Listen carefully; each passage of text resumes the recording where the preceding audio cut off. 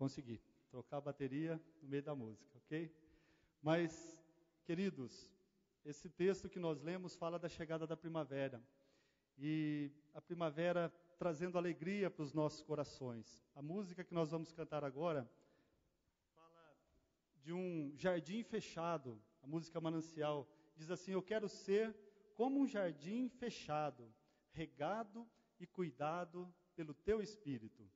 Você tem ideia do que possa ser um jardim fechado? O porquê disso? O jardim fechado nos dá a ideia de um jardim que tem dono, de um jardim que alguém cuida, de um jardim que não está abandonado.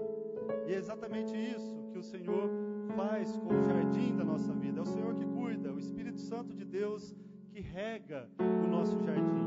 E aí sim, essas flores da primavera, elas podem brotar, elas podem crescer, vicejar e trazer toda a alegria ao nosso coração. Exalte o nome do Senhor.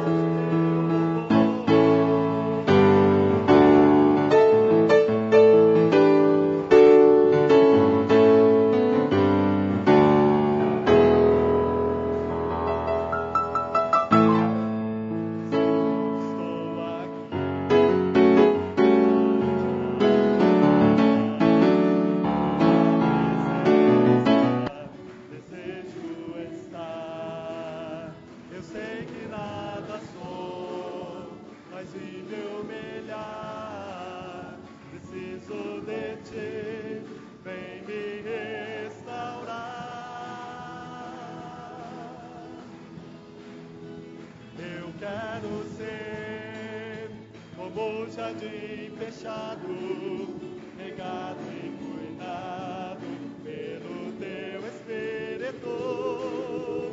Flua em mim como um manancial no meu interior, com águas vivas, restaura o meu ser.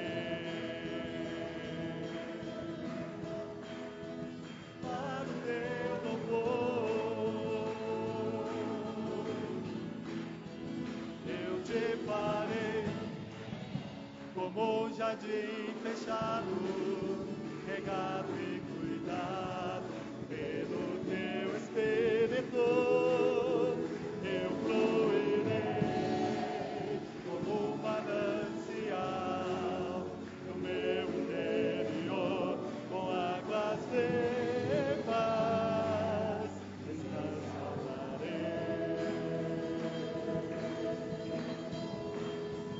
Para o teu louvor, te restaurarei.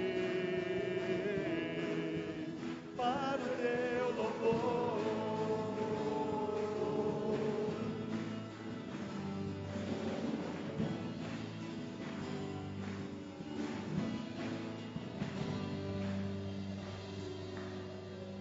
Aleluia. Aparecem flores na terra e já chegou o tempo de cantar. Já se ouve em nossa terra o arrulhar dos pombos. Os céus manifestam tua glória, Senhor. e todo o universo proclama o teu louvor. É tempo de cantar, exalte ao Senhor, que pode trazer de fato a primavera na sua vida.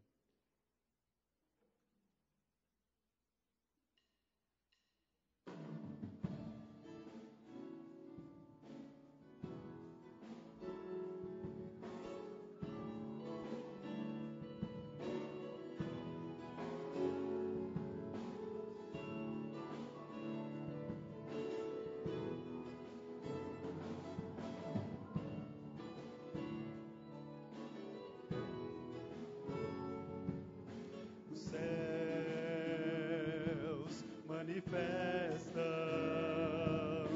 tua glória, Senhor. Os céus manifestam tua glória, Senhor. E todo o universo proclama teu louvor,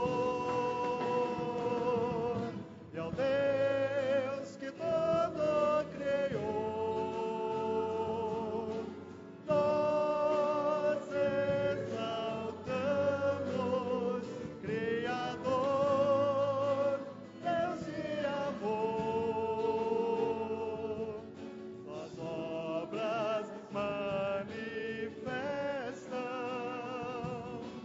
tuas maravilhas, Senhor.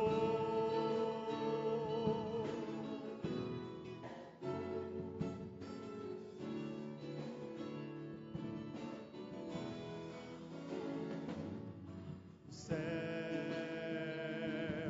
manifestam tua glória, Senhor.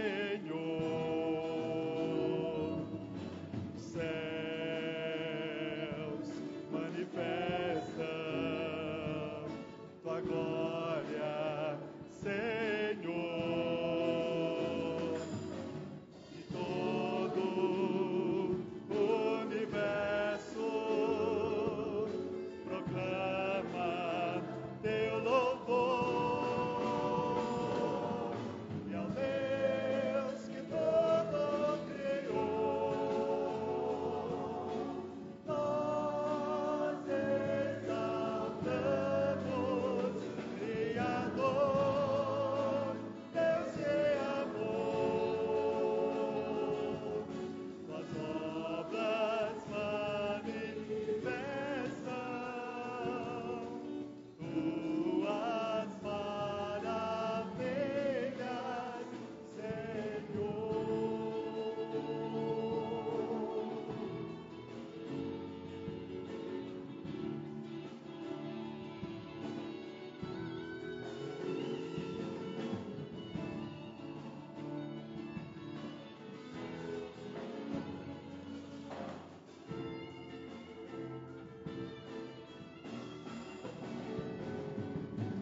Deus que todo criou, nós exaltamos, Criador, Deus de amor. Tuas obras manifestam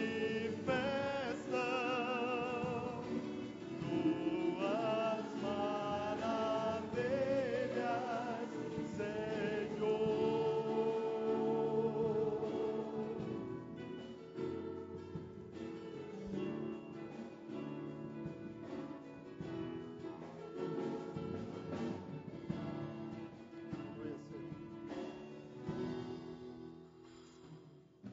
Querido, vamos orar, vamos ter um momento de intercessão e nós queremos colocar todos esses pedidos que estão aqui neste jarro de oração.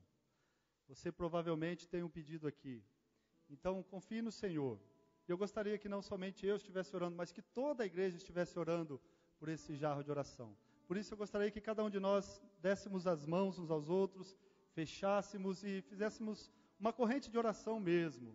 Tem irmãos da nossa igreja que têm passado por momentos difíceis de saúde. O Amaral passará pela 8ª cirurgia na próxima quinta-feira. 8ª cirurgia no joelho. É muita coisa. O Senhor vai, com certeza, o abençoar, mas nós precisamos interceder. Dona Dair caiu outro dia, quebrou o nariz, foi para o hospital, teve que operar, já está em casa, mas precisa das nossas orações também. Outros irmãos, com certeza, estão acamados e também necessitam da nossa intercessão. Vamos fazer isso? Deus, nós estamos na Tua presença, Senhor, confiados em Ti. Sabemos, ó Pai, que o Senhor é o médico dos médicos, o Senhor dos senhores, o Deus dos deuses, aquele que tem todo o poder para todas as coisas, o Deus do impossível, o Deus que opera maravilhas, o Deus que opera na vida daqueles que buscam ao Senhor. Nós queremos interceder neste momento, ó Pai, por estas vidas, ó Pai, que têm buscado ao Senhor e têm aqui, ó Pai, manifestado através deste jarro de oração o seu pedido, a sua necessidade, o seu motivo de intercessão. O Senhor o conhece cada um deles. Te pedimos, Pai, visita cada coração nesta noite. Visita este coração, ó Deus, com a Tua paz, com a Tua unção, ó Pai, poderosa, com o Espírito Santo, trazendo paz, trazendo alegria, harmonia, Senhor, trazendo saúde, ó Pai, trazendo sustento, Senhor. Opera maravilhas, ó Deus, no meio do Teu povo nesta noite, é o que eu te peço, Senhor. De uma maneira especial, nós queremos interceder pela vida do Amaral, Senhor. Ó Pai, sabemos o quanto tem sido difícil para ele conviver com aquele problema no seu joelho. E, ó Pai, nós te pedimos que o Senhor unja esses médicos, ó Pai, aquele hospital, aquela sala cirúrgica, ó Pai, que seja ali um lugar onde o Senhor mesmo possa estar operando, ó Pai, através daquelas vidas, ó Deus. Obrigado pela recuperação da Dona Dair, por ela já estar em casa, que o Senhor continue a abençoando aquela serva Tua, Deus, que ela possa muito em breve estar conosco aqui novamente. Abençoe o Teu povo nesta noite, em nome de Jesus. Amém. Antes de assentar, dê um abraço gostoso no seu irmão e diga: a primavera do Senhor vai chegar na tua vida, em nome de Jesus.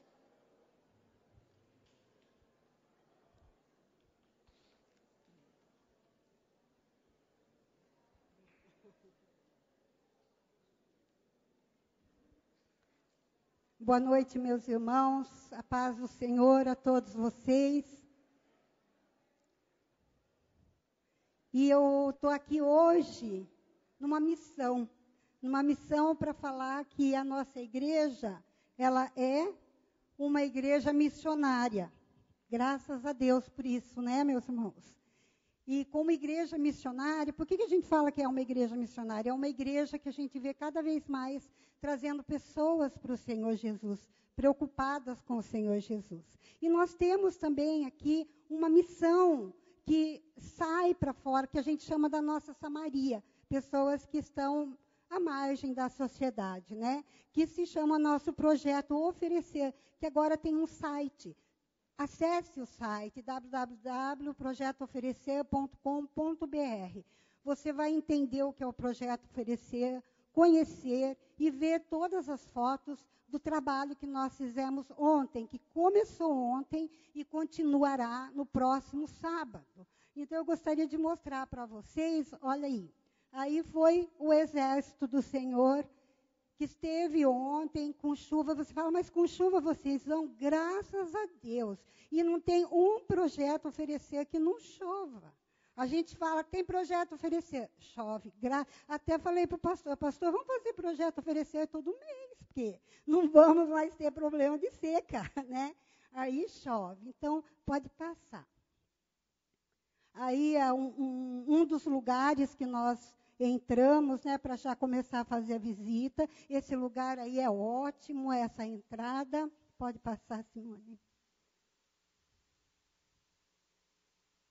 Aí também, olha, vocês estão vendo as casinhas, né, de madeira, muita pobreza, muita miséria mesmo, e nós necessitamos da ajuda da igreja, porque missão é isso, é todos se envolvendo, né?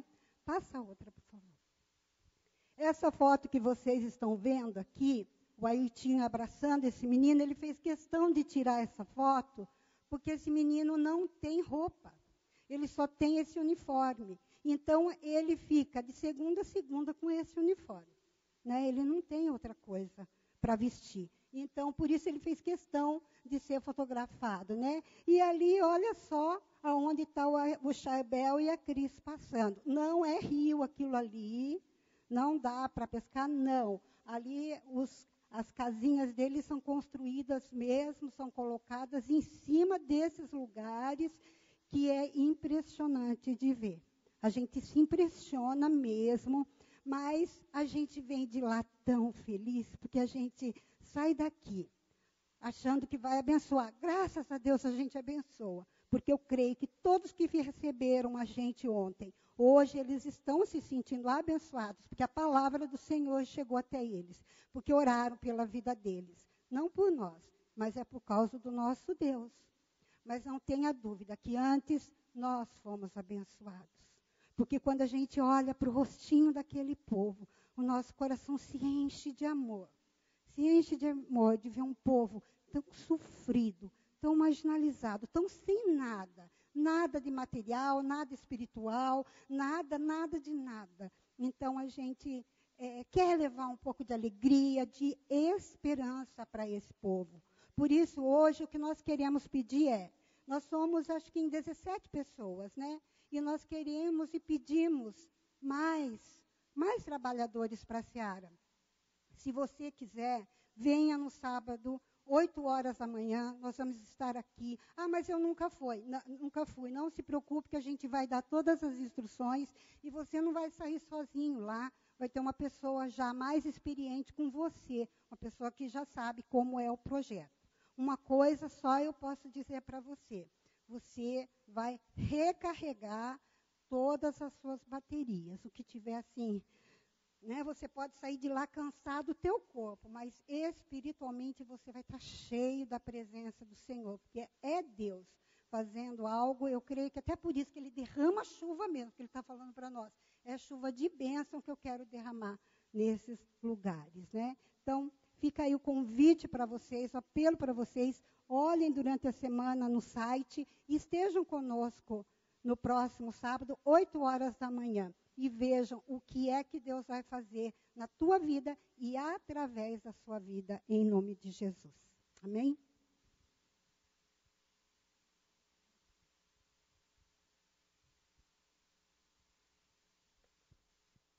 Boa noite, gente. A paz perfeita do Senhor Jesus continue sobre a nossa vida. Amém? Amém. Quero aproveitar aqui as palavras da Isabel. E já que estamos falando sobre encher o tanque, eu acho que esse aqui já foi, né? Era o carro da manhã, né? Já que nós estamos falando sobre reabastecer, sobre encher o tanque, é muito importante levarmos em consideração que esse exercício do Projeto Oferecer é um grande exercício para enchermos o tanque, para renovarmos a paixão, para reavivarmos dentro de nós o nosso coração em relação à obra do Senhor e à nossa vida como um todo. Ontem eu participei, foi uma bênção em minha vida e realmente voltei como a Isabel descreveu. Abençoado, animado, a minha equipe visitou 10 famílias e foi um tempo muito abençoado em que Deus trabalhou em muitos corações ali também através de nós. Isso é um privilégio, né, irmãos, sermos usados pelo Senhor.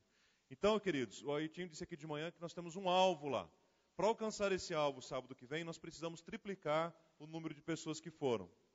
Então eu quero reafirmar aqui o convite da Isabel, do Comitê Missionário, para pedir para sábado que vem às 8 horas, nós estamos aqui com um grupo maior para irmos juntos lá para o bairro e falarmos da palavra do Senhor.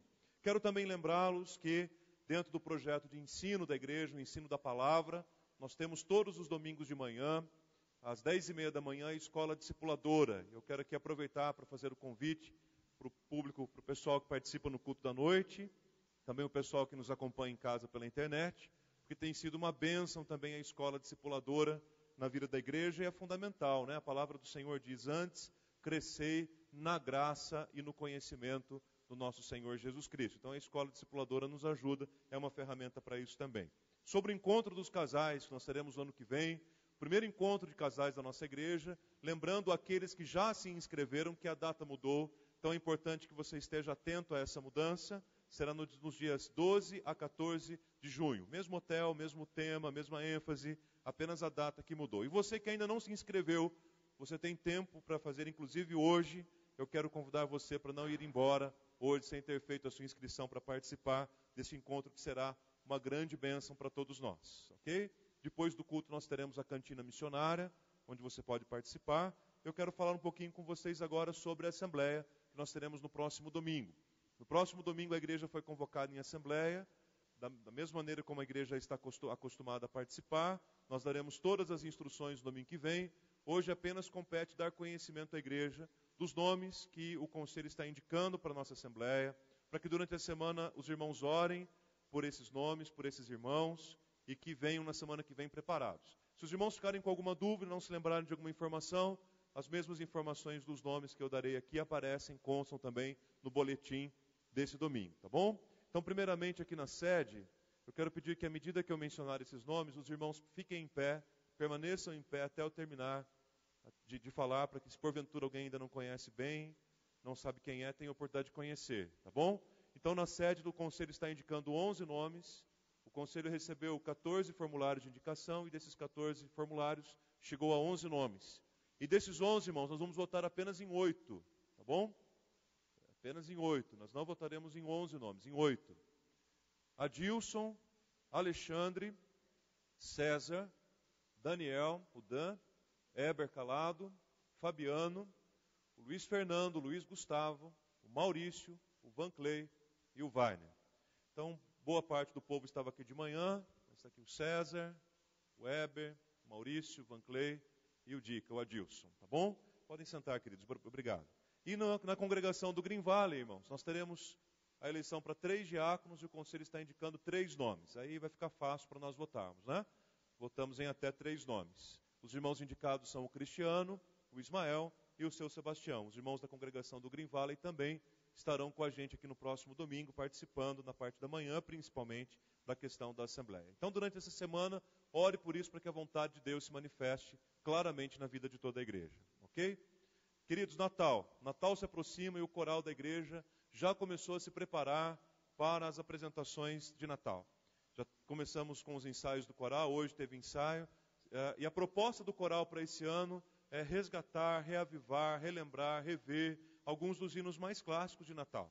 Então, você que já faz parte do coral, é um compromisso que você tem de vir mesmo. Você que ainda não faz parte do coral, mas quiser vir fazer parte do coral, toda quinta-feira à noite, todo domingo às 5:30 da tarde, o coral está se preparando para as apresentações de Natal. Venha participar com a gente e ore também por esse motivo. Nós temos o vídeo, está ok?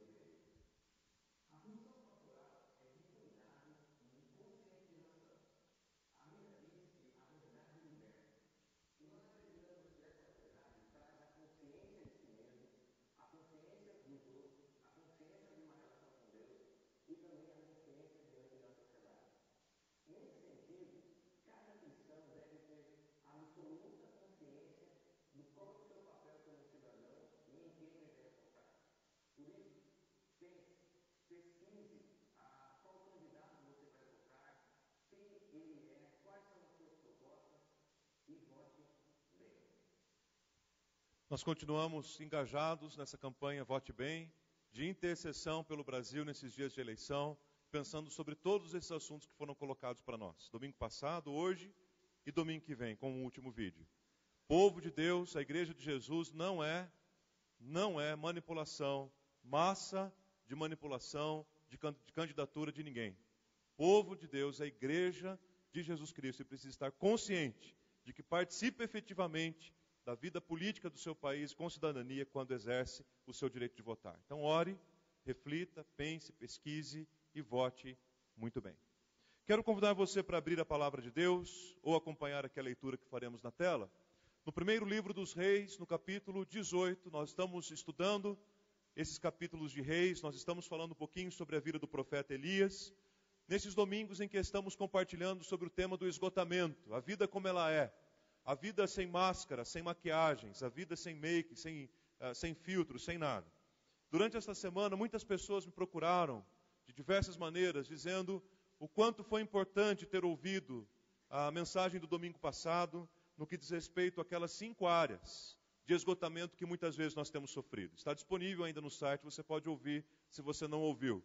E me chamou muita atenção que muitas pessoas procuraram dizendo, pastor, hoje eu me encontro nas 5 áreas de esgotamento, eu me vejo de alguma forma nelas. Eu me sinto esgotado, eu me sinto cansado de alguma forma.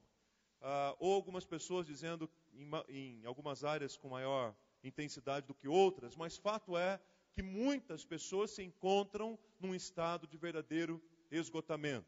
Por outro lado, irmãos, eu ouvi também muitos testemunhos de irmãos que louvaram a Deus pelas boas notícias que chegaram nessa semana e pela presença de Tito, né, abençoando e ajudando na casa, na família e trazendo bênçãos de Deus. Uma família me escreveu dizendo, pastor, olha, eu quero que o senhor ore, porque Deus enviou o Tito, ele está aqui nesse momento. E nós estamos aqui lidando com um assunto que envolve a nossa vida profissional, familiar, implica numa série de coisas, e o Tito está aqui em casa agora. Então ore, porque nós podemos ter uma boa notícia a partir daqui. Então, irmãos, é isso mesmo. A palavra de Deus fala aos nossos corações e é somente a palavra de Deus que nós precisamos ouvir. E hoje eu convido a sua atenção para um dos textos mais maravilhosos da Bíblia e ao mesmo tempo mais conhecido. Quando crianças, para quem cresceu nesse ambiente de escola dominical, ou ainda que você tenha pouco tempo na caminhada cristã, é muito provável que você já tenha ouvido sobre um momento na vida do profeta Elias, em que ele ora, em que ele clama ao Senhor, e que Deus manda fogo da sua presença, fogo do céu, para consumir o altar que havia sido preparado ali diante daquele desafio com os profetas de Baal. É sobre esse texto que vamos falar nesta noite. Eu quero ler com vocês apenas a parte final dele, para pensarmos hoje um pouco sobre os sinais de esperança que Deus coloca diante de nós quando nós estamos passando por esgotamento. O que eu chamo de sinal de esperança? O que é um sinal de esperança? Sinal de esperança é uma manifestação, ainda que não completa, da graça, do cuidado, da providência de Deus. Porque eu posso estar vivendo uma determinada situação de esgotamento, em que eu tenho clamado o socorro do Senhor, em que eu tenho pedido a sua ajuda, em que eu tenho suplicado o seu favor, mas eu não vi isso acontecer na minha vida ainda de maneira completa. E quem sabe isso possa me cansar, quem sabe isso possa me desgastar, quem sabe isso possa me fazer pensar em parar. No entanto, os sinais de esperança de Deus são aqueles que me fazem lembrar, opa, Deus está presente aqui. Opa, Deus sinalizou em minha direção, Deus me mostrou, Deus me conduziu. Eu ainda não tenho uma resposta definitiva. Eu ainda não encontrei uma solução definitiva. Mas os sinais de esperança que Deus tem me dado me fazem crer que Deus não se esqueceu de mim. Que Deus não me abandonou, que Ele está ao meu lado. Então a palavra do Senhor nos diz assim. No devido tempo, para se apresentar a oferta de manjares, aproximou-se o profeta Elias e disse, ó Senhor, Deus de Abraão, de Isaque e de Israel, fique hoje sabido que tu és Deus em Israel, e que eu sou teu servo, e que segundo a tua palavra fiz todas estas coisas. Responde-me, Senhor, responde-me para que este povo saiba que tu, Senhor, és Deus, e que a ti fizeste retroceder o coração deles. Então caiu fogo do céu e consumiu o holocausto, a lenha e as pedras e a terra, e ainda lambeu a água que estava no rego. O que vendo todo o povo caiu de rosto em terra e disse, o Senhor é Deus, o Senhor é Deus. Disse-lhes Elias: lançai mão dos profetas de Baal, que nenhum deles escape. Lançaram mão deles, e Elias os fez descer ao ribeiro de Quizon, e ali os matou. Amém, meus irmãos? Feche os seus olhos então e vamos mais uma vez falar com o Senhor em oração. Você tem conseguido perceber os sinais de esperança de Deus na tua vida? Você tem conseguido perceber sinais de esperança que Deus tem feito brilhar, resplandecer no seu coração? Clame ao Senhor que nesta noite te dê sinais de esperança, para que você tenha forças em nome de Jesus, para prevalecer sobre todas as lutas e vencê-las em nome de Jesus. Pai amado, muito obrigado, porque o Senhor está presente entre nós aqui nesta noite, Pai. Muito obrigado porque não há nada melhor neste mundo do que estarmos na presença do Senhor. Obrigado a Deus pela vida de cada pessoa que o Senhor trouxe aqui nesta noite. Obrigado pela vida de cada pessoa que nos assiste agora em casa. Eu creio a Deus que o Senhor tem um propósito para cada um de nós nesta noite, neste lugar. Por isso, Deus, em nome de Jesus, vem falar aos nossos corações, vem usar a minha vida, vem manifestar sinais claros de esperança, Deus, em nosso favor. E que em nome de Jesus nós tenhamos força para prosseguir a nossa caminhada, crendo que o Senhor está sempre ao nosso redor. Em nome de Jesus, Pai, sustenta-nos e fala-nos conosco nesta hora. Nós oramos em nome do Teu Filho Jesus. Amém e amém, Senhor.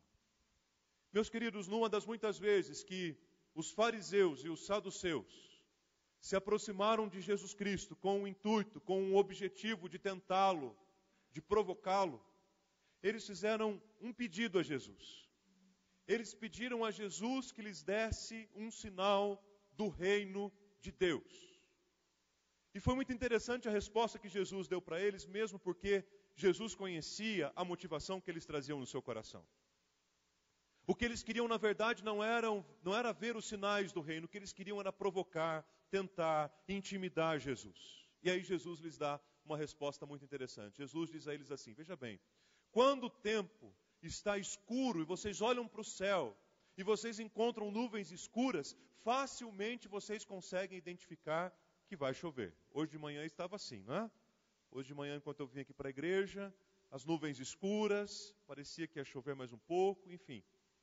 Quando acordamos de manhã e abrimos a nossa janela e olhamos para o céu e vemos aquele céu claro, límpido, azul, Jesus diz também para os fariseus e saduceus: olha, vocês conseguem discernir que nesse dia fará um dia bonito, um tempo agradável, um dia em que não vai chover. Vocês conseguem reconhecer e discernir os sinais do clima. E aí vocês vêm me perguntar sobre os sinais do reino, porque embora vocês consigam discernir os sinais do clima, vocês não conseguem discernir os sinais do reino? Pois então saibam de uma coisa, eu não vou dar sinal nenhum para vocês. Foi essa a resposta que Jesus lhes deu. Se vocês sabem discernir o sinal ou os sinais dos tempos, do clima, mas não conseguem discernir os sinais do reino, então saibam, porque é agora mesmo que eu não vou mostrar nenhum sinal para vocês. É interessante pensarmos sobre essa questão dos sinais, porque Jesus não era um homem cuja missão se limitava a realizar sinais. Como se as pessoas encontrassem com ele na rua e dissessem assim: olha, Jesus, não foi você que ontem realizou uma cura ali em Cafarnaum? Ok, você não quer fazer uma aqui para a gente ver como é que é? Não, seguramente essa não foi a missão de Jesus. E aí quando a gente pensa a respeito dos sinais, algumas coisas vêm à nossa mente. A primeira delas é que nós corremos o risco de conduzirmos as nossas vidas única e exclusivamente por sinais, por coisas concretas, visíveis, aparentes. E eu digo para os irmãos que isso não é apenas um grande engano, não é apenas um grande perigo, como é também, quem sabe, em algumas circunstâncias, até mesmo um pecado. E aí nós queremos que todas as nossas decisões, tudo aquilo que vai acontecer na nossa vida se manifeste por meio de um sinal claro de Deus. Do tipo o teste de Gideão, não é? Vocês se lembram? Gideão queria saber a vontade de Deus sobre enfrentar lá os midianitas ou não. Então ele pega ali uma porção de lã, ele coloca do lado de fora da sua casa. Ele diz assim: Senhor, se for da tua vontade, toda a neblina que cair aqui à noite cairá e encharcará unicamente essa estopa, e em volta estará todo seco. Ele foi dormir, no outro dia quando ele acordou, ele foi lá e de fato só a estopa estava molhada. E ele entendeu, então é vontade do Senhor, vamos lá. Não satisfeito com isso, Gideão, um homem ousado, ele pega outra porção de estopa, vai lá fora da sua casa de novo, coloca a porção de estopa de novo, e agora ele pede ao contrário: Senhor, agora que a hora que a neblina da noite cair, que ela molhe todo em volta de onde eu coloquei a estopa, mas não molhe a estopa. E se for assim, eu vou entender que é a tua vontade. E quando ele voltou, foi dormir, quando ele voltou no outro dia, de fato, da maneira como ele pediu, havia acontecido. Está preparado para fazer isso? Já fez algum pedido ao Senhor? Já colocou diante de Deus uma prova, um sinal que depois você se arrependeu? O pastor Abelardo, quando esteve aqui, ele estava contando aquela história, né, de um moço que orou ao Senhor, pedindo a Deus por uma namorada. Ele dizia que a resposta seria: a primeira pessoa que entrasse na igreja deveria ser a sua namorada. Seria a indicação da vontade de Deus. Está preparado para isso? Você faria um desafio desse? Senhor, se eu abrir o meu guarda-roupa e a primeira camisa que estiver lá for azul, é porque é da tua vontade. Está pronto para isso, querido? Senhor, se eu abrir a porta e 3 pessoas me falarem bom dia, é porque é da vontade do Senhor. Eu vou lá e vou fazer isso mesmo. Você banca? Senhor, se eu estiver lá na avenida e passar um Fusca azul, eu sei que vai ser da tua vontade. Está preparado? E assim, muitas vezes, a gente acaba guiando a nossa vida por meio de sinais. E é bom a gente saber que Deus nem sempre fala assim. Afinal de contas, Gideão consultou a Deus assim dessa forma uma vez apenas. A segunda consideração sobre os sinais é que nós temos muitas dificuldades em discernir, em separar os sinais de Deus na nossa vida dos acontecimentos ordinários, comuns e até mesmo sobrenaturais que a gente vive no dia a dia. É verdade. Mesmo porque a correria que nós vivemos é tão intensa que a gente já nem consegue discernir mais se é Deus que está falando com a gente ou se é o nosso próprio coração. Se é Deus que está querendo transmitir a vontade dele para nós ou se fomos nós que entendemos daquela forma. E aí tem a história, né, do missionário que queria ir para o campo missionário e resolveu orar ao Senhor e pedir a ele um sinal. E ele foi até um monte e disse: Senhor, eu quero ir para a obra missionária, mas eu quero que o Senhor me mostre para onde eu devo ir. Mostre aqui nas estrelas. Ele olhava para o céu, aquele céu estrelado. Eu quero ver aqui nas estrelas para onde o Senhor quer me enviar. E em determinado momento daquele tempo de oração, ele viu nas estrelas ali um formato muito parecido com 3 letras. A letra V, a letra P e a letra B. VPB. E ele não teve dúvidas. É Deus falando comigo. Vá para a Bolívia. E ele ficou muito animado. Preparou as coisas, estudou, pegou o seu material e foi para a Bolívia. Depois de alguns anos na Bolívia, o seu ministério não ia para frente, nada dava certo, ninguém se convertia, as coisas não aconteciam como ele estava esperando. Ele entrou em crise. E ele orou ao Senhor e disse: Deus, eu não orei para o Senhor naquele dia. Eu não pedi para o Senhor falar comigo lá nas estrelas. Eu vi lá nas estrelas o V, o P e o B. Como é que o Senhor me deixa assim agora? E o Senhor vira para ele assim: realmente, era eu. Realmente era um V, um P e um B. Mas ao invés de vá para a Bolívia, era vá plantar batatas. Então, às vezes, nós corremos o risco de olhar para aquilo que Deus está fazendo, mas nós queremos interpretar da maneira como é confortável para a gente. E isso compromete a questão dos sinais. Terceiro, o momento mais intenso da nossa vida, o momento em que nós mais precisamos perceber os sinais de Deus, é justamente o momento em que nós temos mais dificuldade de reconhecê-los, no esgotamento. Mas é assim, pastor, justamente nessa hora, vivendo uma situação de esgotamento, é que eu preciso ver o sinal de Deus. Ok, e Deus não para de se manifestar. Eu estou dizendo que quando nós estamos atravessando um momento difícil, nós temos uma dificuldade muito grande em perceber o que Deus tem falado, tratado e mostrado para a gente. E aí, nós podemos viver inúmeras situações prazerosas, boas, maravilhosas, abençoadoras, mas se nós passamos por uma coisinha desse tamanhinho, quando nós estamos passando pelo esgotamento, é justamente ali que a gente se apega. E aí nós jogamos tudo para o alto. Nós jogamos projetos de vida. Nós jogamos o nosso casamento para o espaço. Nós jogamos a nossa igreja para o alto. Nós jogamos os nossos sonhos. Nós abrimos mão de tudo. E aí depois o tempo passa e nós falamos assim, puxa vida, eu não deveria ter feito isso. Tanta coisa boa, de 10 coisas, 9 eram boas, mas aquilo que era ruim era onde eu colocava o meu foco. Aquilo que era ruim era onde eu colocava a minha visão. Aquilo que era ruim era onde eu concentrava ali onde eu colocava o meu foco. E eu joguei tanta coisa boa, deixei tanta coisa boa para trás, porque eu tive dificuldade de perceber os sinais de esperança de Deus no meio do esgotamento. Por isso, queridos, que esse texto de Reis, capítulo 18, é uma expressão da manifestação do sinal de Deus, ou dos sinais de esperança de Deus na vida do seu próprio povo, num tempo de profundo esgotamento. E talvez, quando você olha para esse texto, você possa pensar assim, realmente, foi um grande sinal que Deus mandou. Deus mandou fogo e consumiu o altar na presença de todo mundo. Mas eu diria para vocês, sem ter medo de errar, que o fogo que veio da parte do Senhor e consumiu o altar, talvez tenha sido o menor sinal que o texto aponta. Porque Deus vem mostrando, Deus vem revelando inúmeros sinais de esperança na vida do povo naquele tempo de aridez.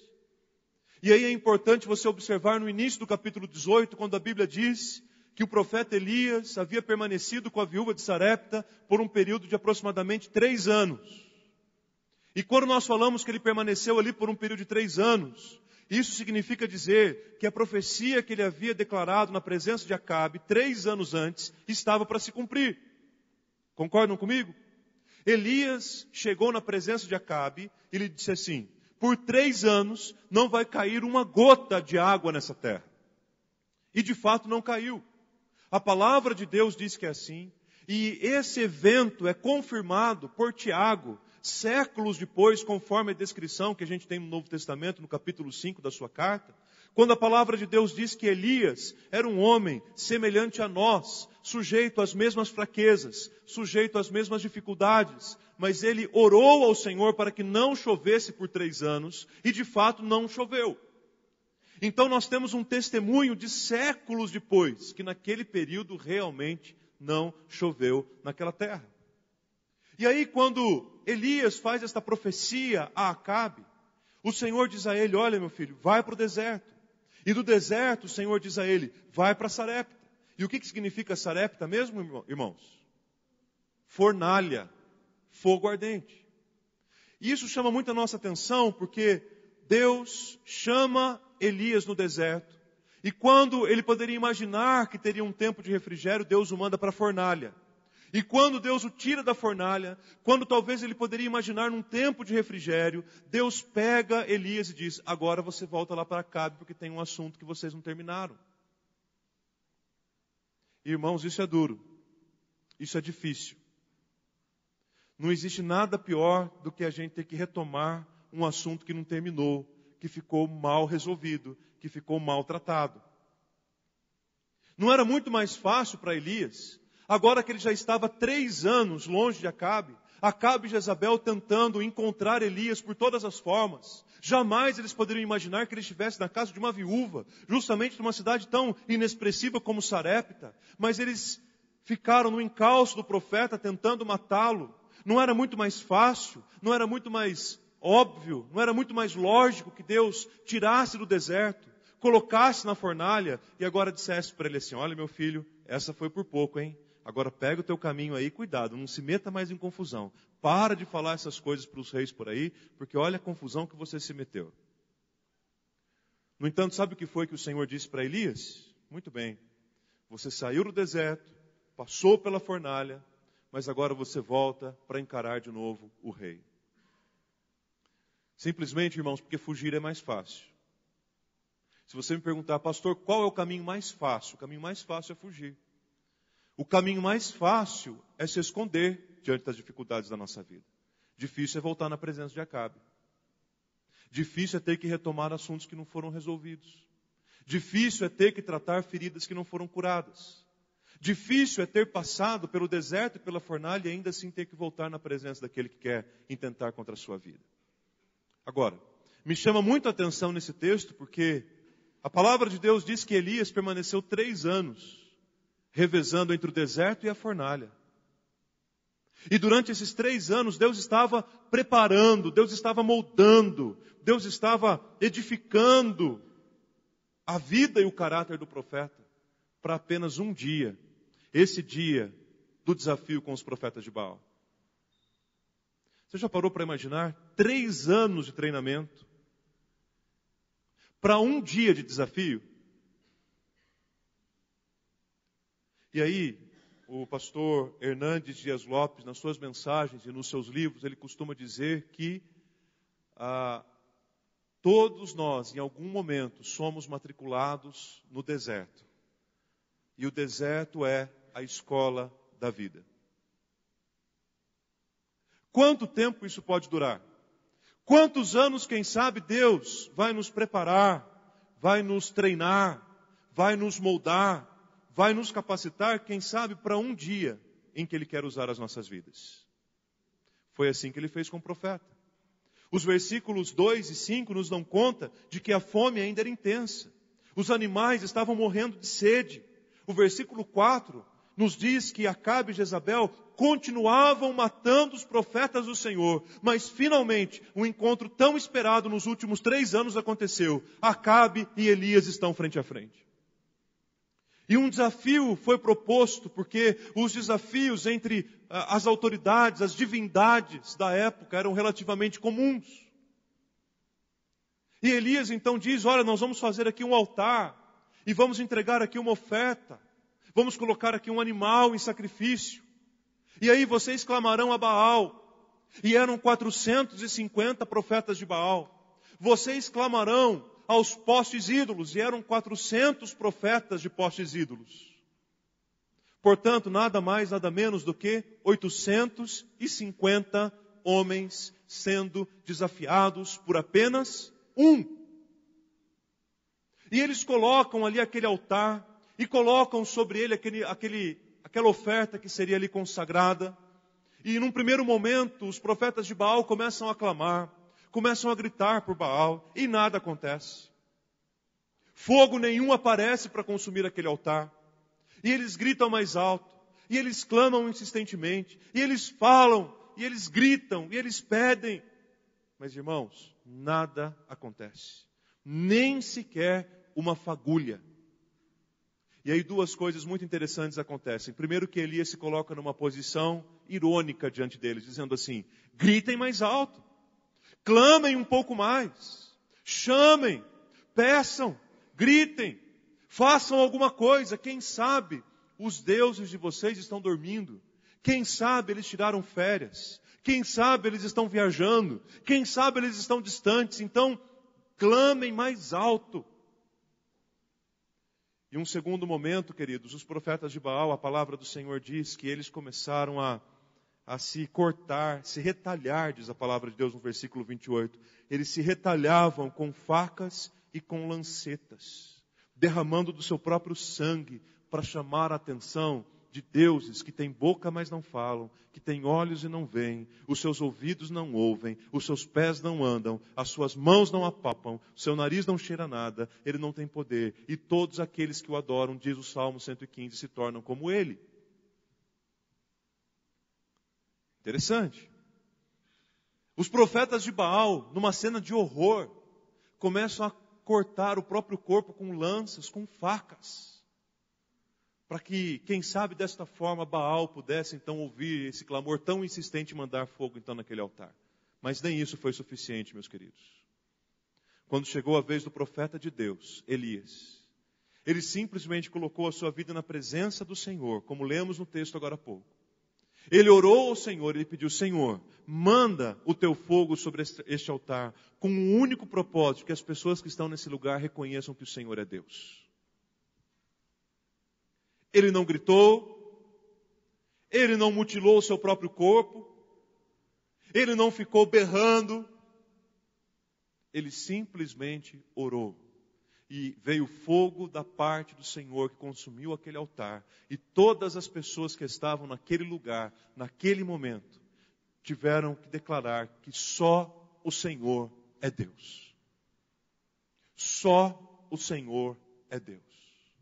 Meus irmãos, este foi um grande sinal de esperança num tempo de profundo esgotamento na vida da nação de Israel naqueles dias. E esse mesmo texto, no capítulo 18, nos mostra que existiram outros sinais de esperança de Deus para a vida do profeta. Assim como existem sinais de esperança para a minha vida e para a sua vida nesse tempo que se chama hoje. Eu quero compartilhar com vocês.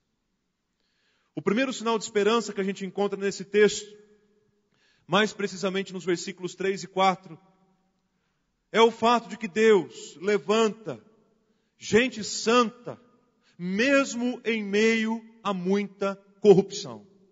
E isso é um sinal de esperança para a gente. E aí eu quero explicar um pouquinho melhor isso. Primeiro, pensando um pouquinho na corrupção. Eu não estou me referindo à corrupção como um ato específico, por exemplo, associado a um poder político, como corrupção.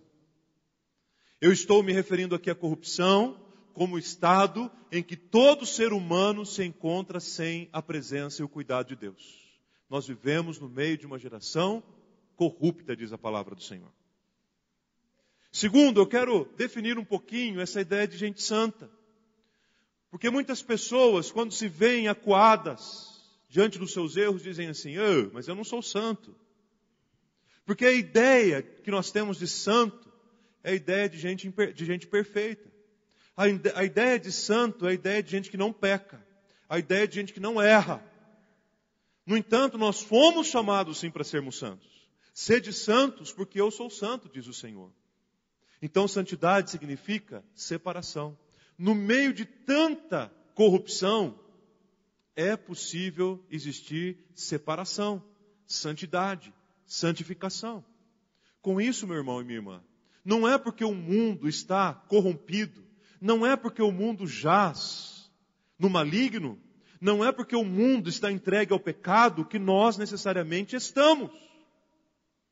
Deus tem levantado gente santa no meio de uma geração corrompida. E aí, dois grandes desafios surgem para nós. O primeiro desafio é o desafio de encontrarmos essas pessoas.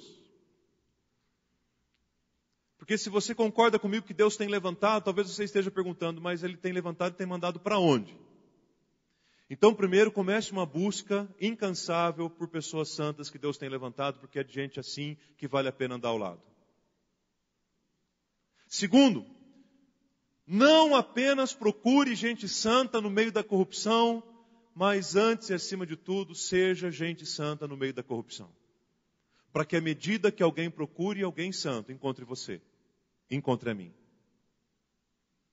Porque o capítulo 18, nos versículos 3 e 4, apresentam para a gente um personagem novo na história, o nome dele é Obadias, não o profeta lá do livro menor, do profeta menor que a gente tem, mas Obadias que era um copeiro do rei, um mordomo do rei. Para os irmãos terem uma ideia, a função de Obadias no reinado de Acabe era muito parecida com a função de Neemias, que também era copeiro do rei.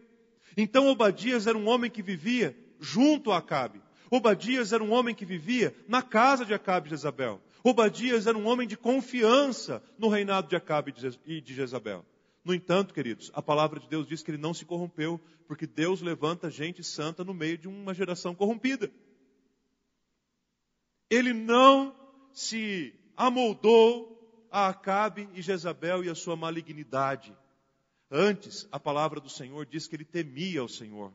O seu nome significa servo do Senhor. Ele era um homem santo no meio de um reinado perverso, estando diretamente na casa de Acabe. Os versículos 3 e 4 dizem que Obadias salvou a vida de 100 profetas de Deus que Acabe e Jezabel queriam matar, simplesmente porque os escondeu numa cova, meus irmãos. E tendo-os escondido na cova, levava para eles todos os dias pão e água. E a vida de 100 profetas foi poupada, porque Obadias não foi corrompido como seu rei. Ele temeu a Deus sobre todas as coisas. E aí eu me lembro de Raabe quando protegeu os espias de Israel. E aí eu me lembro de Esther quando salvou a vida e uma nação toda de judeus. Aí eu me lembro de Boaz, que acolheu na sua própria casa Ruth e Noemi, salvando e resgatando também a sua própria história. Mas eu me lembro também do apóstolo Paulo, quando escreve aos Filipenses, no capítulo 4, versículo 22, nas saudações finais, quando ele diz assim aos crentes de Filipos, estando em Roma: todos os santos aqui de Roma vos saúdam, mas especialmente os santos que estão na casa de César. Você sabe qual era o contexto da casa e do império de César nesses dias, nos primeiros séculos da era cristã?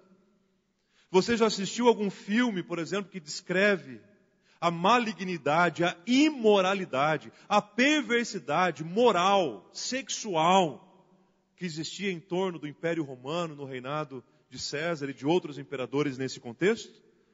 A gente poderia dizer assim, bom, no Império Romano todo mundo é corrompido. No entanto, haviam homens e mulheres tementes a Deus na casa de César, porque Deus levanta gente santa em meio a uma geração pervertida. Esse é um sinal de esperança, irmão. Se você olha para o teu lado e não encontra ninguém que Deus levantou para abençoar, para te fortalecer, para te ajudar na tua caminhada, esse é um sinal de esperança que Deus tem para a tua vida nesta noite. Creia que nem tudo está perdido, porque Deus tem levantado gente santa para fazer diferença numa nação, numa terra corrompida. O segundo grande sinal de esperança que a gente encontra nesse texto é que Deus nos conduz ao que eu estou chamando aqui de vale da decisão. É uma expressão que eu mesmo dei, você não vai encontrar aí no texto. Mas é válida a decisão porque inclusive me fez lembrar de Josué capítulo 24, versículo 15. Logo após a conquista da terra prometida, quando Josué reúne o povo e diz assim, olha, chegou o momento agora de nós nos estabelecermos nesta terra. E esta é a oportunidade também para vocês servirem a quem vocês quiserem. Se vocês quiserem servir os deuses dos amorreus, sirvam. Se vocês quiserem servir os deuses que os vossos pais serviram, sirvam também. Mas saibam vocês que eu e a minha casa serviremos ao Senhor. Elias vive um momento aqui muito parecido no versículo 21. Ele reúne os profetas de Baal, ele reúne os profetas dos postes ídolos e diz assim, olha, se vocês acreditam que Baal é Deus, então sirvam. Se vocês acreditam que os postes ídolos são deuses, então adorem, busquem. Agora, se o Senhor é Deus, seguiu também, e o desafio então começa. Mesmo porque, queridos, não é possível servirmos a dois senhores. Quando nós estamos servindo a mais do que um Senhor, ou melhor, quando nós estamos servindo a algo além do Senhor, isso se torna uma grande fonte de esgotamento para a gente, porque a gente não dá conta, irmãos. Toda decisão implica em escolhas. E cada escolha requer uma renúncia. Quando eu escolho pelo A, eu estou renunciando ao alfabeto inteiro. Tomar decisões é difícil, meu irmão. E você sabe de decisões importantes que você precisa tomar, que você tem procrastinado, justamente porque é difícil tomar decisões. Você sabe decisões que você tem que tomar sobre o seu casamento, sobre os seus filhos, sobre a sua vida espiritual, sobre a sua vida financeira. Você sabe o caminho. Mas decidir é difícil. E nem sequer damos conta de que a nossa vida é cercada de decisões por todos os lados. Desde a hora que você acorda de manhã, você decide se você vai levantar do lado esquerdo ou direito da cama. Você decide se você vai ficar dormindo um pouquinho mais, ou se você já vai levantar naquele momento. Se na hora do café da manhã você vai comer isso ou aquilo. Se você vai vestir esta roupa ou aquela. Mas essas são decisões muito pequenas perto de outras que eu estou falando. Eu estou dizendo daquelas decisões que implicam e que mexem com os senhores que a gente carrega no nosso coração. Porque muita gente, de fato, não tem na sua casa uma imagem de Baal, nem tampouco e muito menos de um poste ídolo. Mas muitas vezes o nosso coração tem sido dividido por outros senhores. Muitas vezes os nossos senhores são os nossos recursos. Fazemos do nosso dinheiro o nosso Deus. Muitas vezes fazemos das pessoas os nossos deuses. Muitas vezes fazemos da nossa vida profissional o nosso Deus pessoal. Irmão, se o teu trabalho é o teu Deus, então siga-o. Se o teu dinheiro é o teu Deus, não perca mais tempo, corra atrás de dinheiro.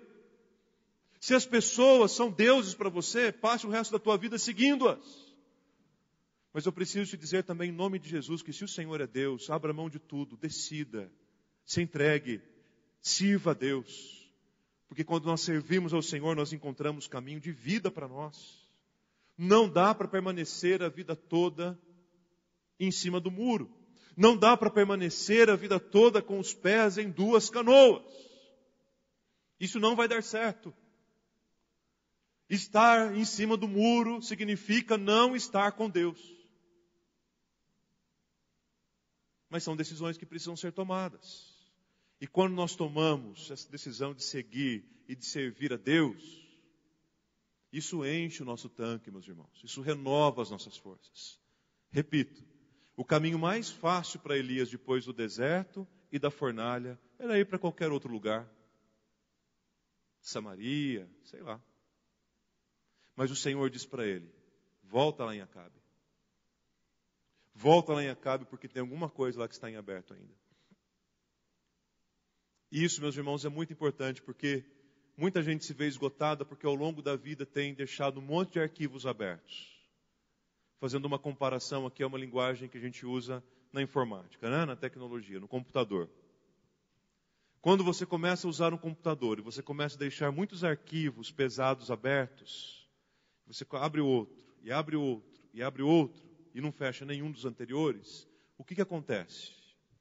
Em determinado momento, aquilo vai travar. E aí, nós achamos que na nossa vida é diferente. A gente deixa um arquivo aberto, pesado aqui, outro ali, e vai vivendo como se aquilo não tivesse acontecido. E outro aqui, e outro. O que vai acontecer? Vai chegar um momento da nossa vida que nós vamos travar, nós não vamos aguentar. Então o Senhor diz para Elias, volta fechando os arquivos agora. Volta agora até a presença de Acabe, porque tem algo para tratar na tua vida e isso requer decisão. E Deus tem nos conduzido todo dia a vales de decisões. Hoje à noite, essa esquina se torna um vale de decisão para a tua vida, meu irmão. Esse lugar, nesta noite, é um vale de decisão para você. Onde Deus está dizendo para você, te preparei 3 anos, agora é hora de você voltar para Acabe, porque tem mais propósitos meus para se cumprirem através de você. Por último, mais um sinal de esperança muito claro no texto, no versículo 22. É o fato de que Deus refaz os nossos conceitos. E Ele modifica inclusive a nossa lógica. Por que eu estou dizendo isso? Porque quando nós olhamos para os números, 450 profetas de Baal, mais 400 profetas dos postos ídolos, facilmente nós poderíamos chegar ao resultado dessa soma. Correto? Uma criança aí que está no 3º, 4º ano, saberia fazer essa soma. Não é? Qual é o resultado dela? 850. Só que para Deus não é assim. Para Deus, 450 mais 400 não dá 850. Porque Ele refaz completamente os nossos conceitos e Ele modifica por completo a nossa lógica. Para Deus, nesse caso em especial, 450 mais 400 é igual a 0. Você entende? 450 mais 400 é igual a 0. Eu vou explicar para vocês por quê que Deus refaz os nossos conceitos e modifica a nossa lógica. Porque os profetas de Baal, que estavam num número tão grande, somado aos profetas dos postos ídolos, não tinham a presença e a companhia do Senhor ao lado deles. Resultado? Eles eram numerosos, mas na verdade eles não eram ninguém. 450 mais 400 é igual a 0, porque o Senhor não estava com eles. Por outro lado, nós temos um profeta, um homem, um único homem, que está com o Senhor ao seu lado.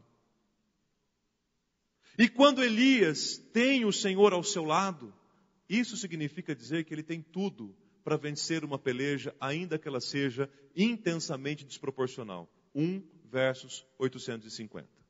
Não dá. Logicamente falando, não dá. Só que Deus modifica a nossa lógica. E com isso nós aprendemos, meus irmãos, que nós podemos ter ao nosso lado um exército com 1.000 pessoas, com 10.000 pessoas, com 100.000 pessoas. Você pode ter apoio das pessoas que trabalham com você. Você pode ter apoio da sua família até. Você pode ter um grupo de amigos que incentiva você. Mas se você não tiver o Senhor do teu lado, você não tem ninguém. Por outro lado, você pode ter sido abandonado pela sua família. Você pode ter sido abandonado pelos seus irmãos na fé. Você pode ter sido abandonado pelos seus colegas de trabalho. Você pode ter sido abandonado por tudo e por todos e sentir-se absolutamente sozinho. Mas se o Senhor estiver com você, então você tem tudo o que precisa para vencer as pelejas da tua vida. Não importa, sejam 1.000, se tornam 0. E seja 1, se tornam 1.000 na presença do Senhor que nos fortalece. E aí eu me lembro desse texto que faço referência aqui na tela, segundo livro dos Reis, capítulo 6, versículos 15 a 17. E esse texto nos diz que Eliseu, o profeta, sucessor de Elias, tinha um moço ao seu lado, um ajudante, um discípulo, que era muito comum também na escola profética. E eles estão ali, em determinado momento, acampados, e o moço olha para o alto do monte e ele encontra ali o exército dos assírios acampado ali. E imediatamente ele chama Eliseu e diz: Eliseu, vem cá. Dá uma olhadinha lá no alto do monte. O exército dos nossos inimigos está acampado ali. E quando o dia amanhecer, nós não teremos outra saída. Nós não teremos outra opção. Eles virão para nós, sobre nós, e nos devorarão, nos evaporarão da terra. E Eliseu diz: fica tranquilo, nós não temos com quem nos preocupar. E ele diz: nós temos sim. Nós somos um grupo pequeno. Nós somos um grupo de profeta. Ninguém aqui sabe manusear uma arma com precisão. E eles são muito numerosos. Eliseu, talvez você não esteja enxergando o que eu estou enxergando. Olhe de novo. Eu estou dizendo ali, atrás daquela árvore, perto daquela pedra. Olha o tanto de gente que tem lá. E Eliseu olha de novo para aquele lugar, e aí ele que chama o moço e diz assim: na verdade, quem não está enxergando o que eu estou enxergando é você. Porque olhe para aquele monte, perto daquela árvore, perto daquela pedra, está enxergando o grande exército ali? Ele diz: estou. E Eliseu diz a ele: então levante um pouquinho os seus olhos e enxergue o grande e poderoso exército do Senhor que está ali para nos livrar. Esta peleja não teremos que pelejar. E diz a palavra de Deus, meus irmãos, que durante a noite, o exército do Senhor exterminou aquele exército inimigo, de tal forma que eles não tiveram nem que levantar as suas mãos para a peleja. Foi então que Eliseu voltou-se para o moço e disse assim: não se preocupe, porque é maior aquele que está conosco do que aquele que está com eles. Glorificado seja o nome do Senhor por isso. É com essa convicção que você precisa começar a sua semana. É com essa convicção que você precisa dar seguimento na tua vida. É isso que vai encher o teu tanque, meu irmão. Ainda que tudo pareça gigantesco diante de você, o exército do Senhor vem para te salvar, para te livrar, para te amparar no nome de Jesus. E a graça de Deus se manifesta de tal forma e os sinais de Deus se revelam de tal maneira que o versículo 45 nos diz que os céus se enegreceram, houve nuvem, vento e caiu a tão esperada chuva.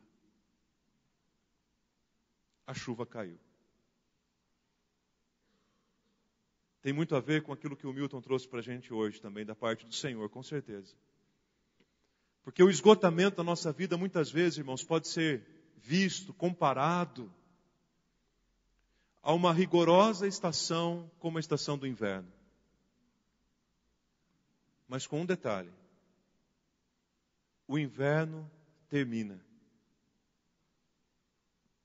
e a primavera chega, com flores, com cores, com perfumes, e o Senhor está de braços abertos, esperando para dizer: meu filho, minha filha, o inverno terminou. Chegou a primavera na tua vida. O mesmo Deus que diz que ainda se passares pelo inverno, eu serei contigo, eu não abrirei mão de você. Eu tenho deixado claro sinais de esperança para que vocês entendam o que eu estou fazendo no meio de vocês. E aí, queridos, quero concluir quase que testemunhando, para me fazer lembrar que sempre, quando eu falo sobre isso, eu me lembro do período mais rigoroso, o inverno mais rigoroso que eu já vivi na minha vida. E o inverno que durou quase 4 anos, que foi o inverno do luto. Quando a minha esposa faleceu, iniciou-se uma estação na minha vida chamada inverno.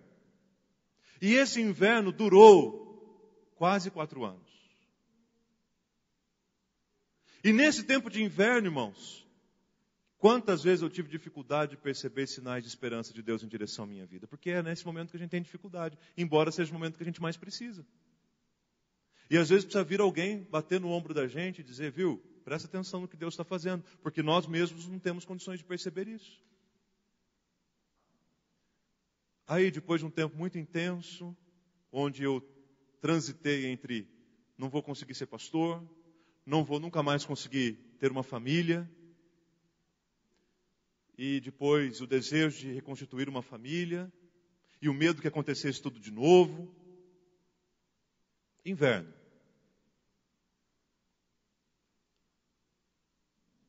Conheci a Cris. E depois de um tempo de conversa, de oração, nós estávamos pensando seriamente em namorar. E ela foi visitar a igreja em que eu era pastor. E nós estávamos há 1 semana da primavera. E naquele culto que antecedia o que a igreja chamava naquela ocasião de culto da primavera, era um culto de ação de graças pela chegada da primavera e tal, foi dito lá em algum momento do culto assim, olha, cada pessoa vai trazer um vaso de flor, a flor mais bonita que puder trazer, porque depois do culto a gente vai fazer um amigo de primavera, trocar vasos de flor, alguma coisa assim. E aí, então naquela semana, orando ao Senhor, eu disse assim, quer saber, eu vou ligar lá para a Cris, vou convidá-la para vir ao culto. E agora, tudo que eu vou dizer daqui em diante é uma dica, principalmente para os moços solteiros. E eu vou dar essa dica e não vou nem cobrar nada por isso. Eu liguei para ela na sexta-feira e falei assim, ô Cris, tudo bem? Olha, hoje à noite é aquele dia que tem o culto da primavera aqui na igreja. Eu gostaria muito que você viesse. Se você vier, eu vou até a sua cidade aí te buscar, levo você de volta. Eu gostaria muito que você viesse. E ela disse assim, mas não é nesse culto que a gente tem que levar uma flor? Já era 6 da tarde. E eu então lhe respondi, por que você acha que eu estou te convidando?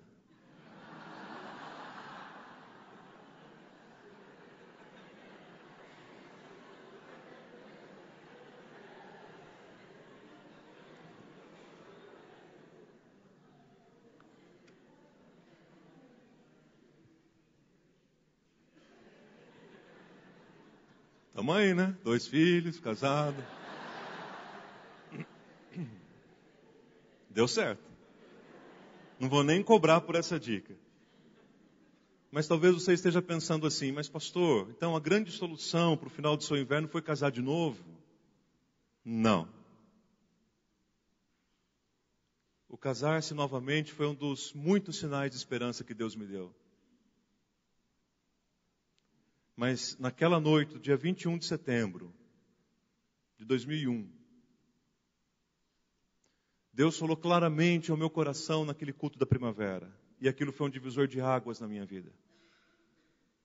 Ele disse claramente a mim, depois de anos de choro e de inverno rigoroso, ele disse, meu filho, chega de inverno. Chegou a primavera.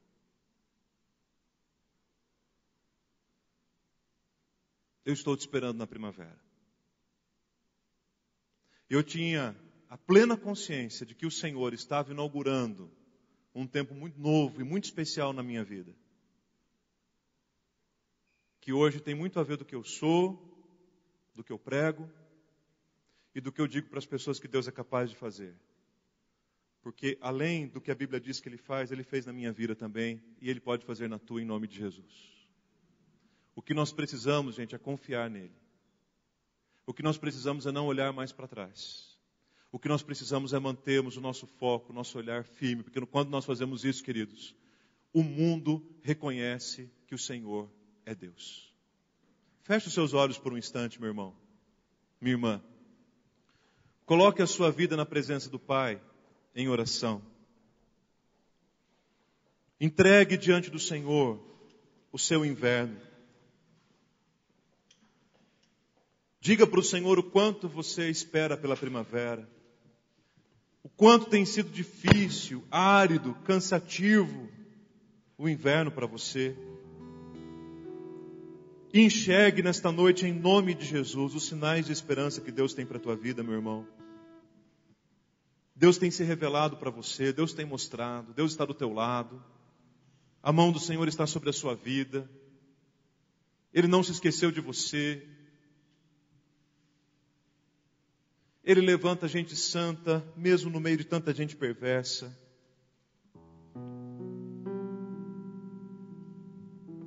É Ele que nos leva para o vale da decisão, meu irmão. E o vale da decisão nessa noite se chama Igreja do Calvário, onde você pode tomar decisões muito firmes na presença do Senhor.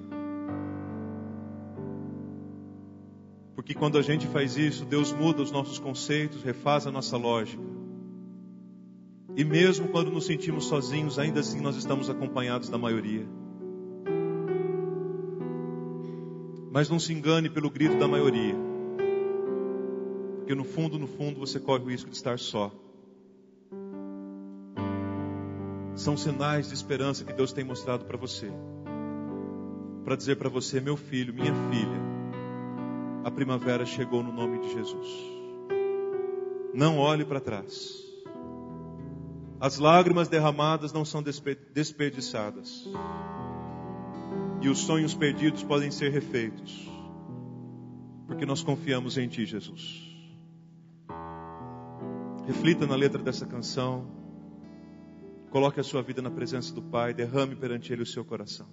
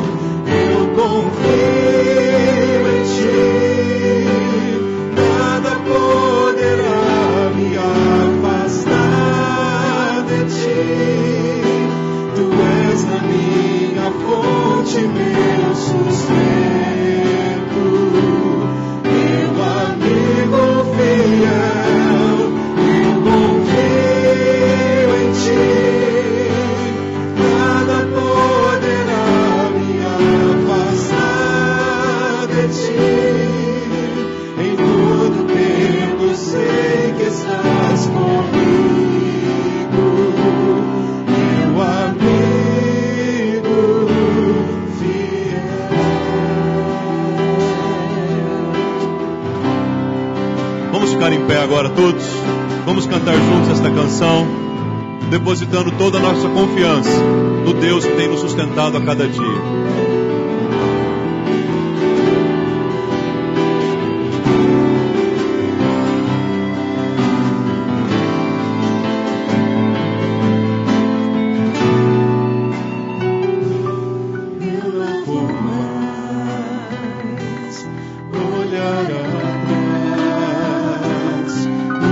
Passou, não volta mais.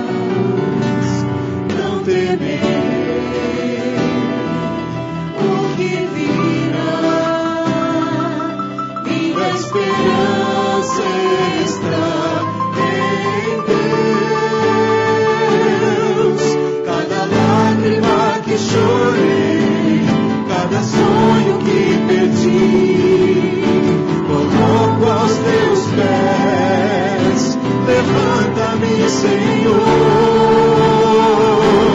eu confio em Ti, nada poderá me afastar de Ti. Tu és a minha fonte, meu sustento,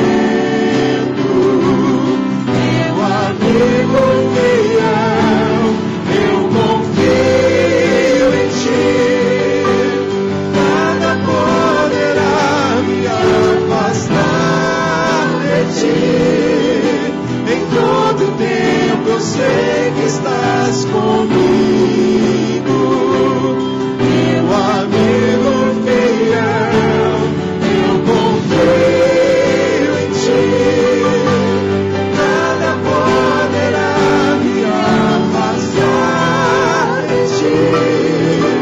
Tu és a minha fonte, meu sustento, meu amigo fiel, eu confio em Ti. Nada poderá me afastar de Ti. Em todo tempo eu sei que estás comigo, meu amigo fiel.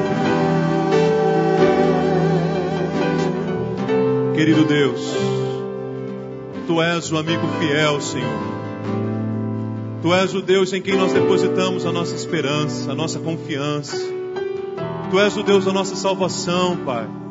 Quando nós nos sentimos esgotados, cansados, quando o inverno da vida se prolonga muito, ó Deus, nós precisamos do auxílio que vem do Senhor. E glorificado seja o Teu nome, porque é maior aquele que está em nós do que o que está no mundo, Pai. Bendito seja o Teu nome, porque quando estamos contigo, somos mais que vencedores. Bendito seja o nome do Senhor, porque quando estamos contigo, ó Deus, ainda que nos sintamos sozinhos, ainda assim nós somos a maioria. Glorificado seja o nome do Senhor por isso. Queremos, ó Pai, sair para uma semana de vitórias, ó Deus. Uma semana triunfante na presença do Senhor, onde os sinais de esperança brotem, frutifiquem, multipliquem diante dos nossos olhos. Que sejamos encorajados, ó Pai, impulsionados pelo Teu Espírito Santo, a vivermos uma vida de total confiança e dependência nas mãos do Senhor. Ó Deus, essa noite é o vale da decisão. Esse lugar, ó Deus, é o vale da decisão. O Senhor trouxe pessoas para cá nesta noite, porque o Senhor quer nesta noite ser o único Deus no coração do Teu povo aqui. Por isso nós saiamos daqui hoje reconhecendo: só o Senhor é Deus, só o Senhor é Deus, não há nenhum outro. O dinheiro não é o nosso Deus, o sucesso não é o nosso Deus, as pessoas não são os nossos deuses, a nossa profissão não é o nosso Deus, a tecnologia não é o nosso Deus. Só o Senhor é Deus, só o Senhor é Deus. Reconhecemos que só o Senhor é o nosso Deus. E agora, povo de Deus, que a maravilhosa graça do nosso Senhor e Salvador Jesus Cristo, que o amor insondável de Deus, o nosso eterno e poderoso Pai, que a comunhão perfeita do Santo Espírito repousem sobre vós, e sobre vós permaneça, desde agora e pelos séculos dos séculos. Amém e amém, Jesus. Amém. Podem se sentar, meus irmãos. Mais uma vez eu quero desejar a todos uma boa semana. Quero agradecer a todos vocês por virem nesta noite à Igreja do Calvário, e a você que nos acompanhou pela internet também. Que Deus te abençoe e dê a você uma semana vitoriosa em Cristo Jesus. O Samuel e o Milton, que são nossos presbíteros, dedicarão um tempo a mais aqui à frente para orar pela sua vida, pelos motivos que você tem trazido. Então, se você quer orar com os presbíteros, venha para esse tempo de oração. E no próximo domingo, falando ainda sobre esgotamento, falando sobre a vida de Elias, nós vamos falar no culto da manhã e da noite sobre um tema muito importante, necessário e urgente. O tema da depressão. Próximo domingo, vamos falar sobre depressão e a resposta de Deus, da sua palavra, em torno deste assunto. Convide alguém, um amigo que você sabe que tem passado por essa luta, pessoas da sua família, porque Deus tem uma palavra para aqueles que se encontram assombrados até muitas vezes por esse grande mal do nosso tempo chamado depressão. Que Deus te abençoe, que Deus dê a você uma semana vitoriosa em Jesus. Ide em paz.